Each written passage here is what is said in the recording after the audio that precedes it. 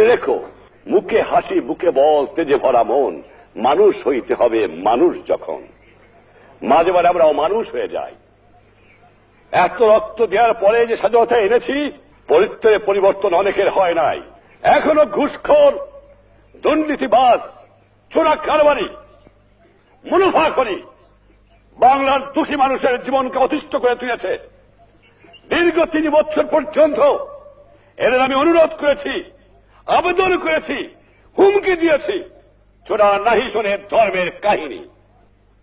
কিন্তু আর না, বাংলার মানুষের জন্য জীবনের যৌবন আমি কারাগারে কাটিয়ে দিয়েছি।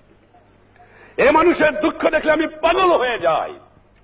কাল যখন আমি আসতেছিলাম ঢাকা থেকে, এত দুঃখের মধ্যে না খেয়ে কষ্ট পেয়েছে, গায়ে কাপড় নাই, কত অসুবিধার মধ্যে বাস করতেছে। হাজার হাজার লক্ষ লক্ষ লোক দুপাশে দাঁড়িয়ে আছে আমাকে দেখবার জন্য। আমি মাঝে মাঝে প্রশ্ন করি, তোমরা আমাকে এত ভালোবাসো কেন?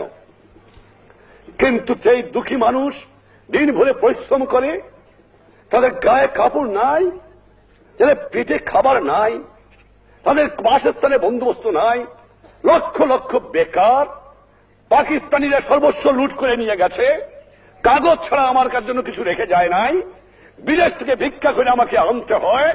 আর এই চোরের দল আমার দুঃখী মানুষের সর্বনাশ করে বা লুটতরাজ করে খায়। আমি শুধু এমার্জেন্সি দেই নাই, এবার আমি প্রতিজ্ঞা করেছি, যদি 25 বছর এই পাকিস্তানি জালেমদের বিরুদ্ধে জিন্না থেকে আরম্ভ করে গোলাম মোহাম্মদ, চৌধুরী মোহাম্মদ আলী, আইয়ুব খান, এরিয়া খানের বিরুদ্ধে বুকের পর টান করে সংগ্রাম করে থাকতে পারি, আর আমার 30 লক্ষ লোকের জীবন দিয়ে স্বাধীনতা অর্জন করতে পারি, তাহলে পারবো না?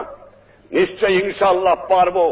এই বাংলার মাটির থেকে এই দুর্নীতিবাদ, এই ঘুষখোর, এই মুনাফাখোরি, এই চোরাচালানদের নির্মূল করতে হবে। আমিও প্রতিজ্ঞা নিয়েছি, তোমরাও প্রতিজ্ঞা নাও, বাংলার জনগণও প্রতিজ্ঞা গ্রহণ করো।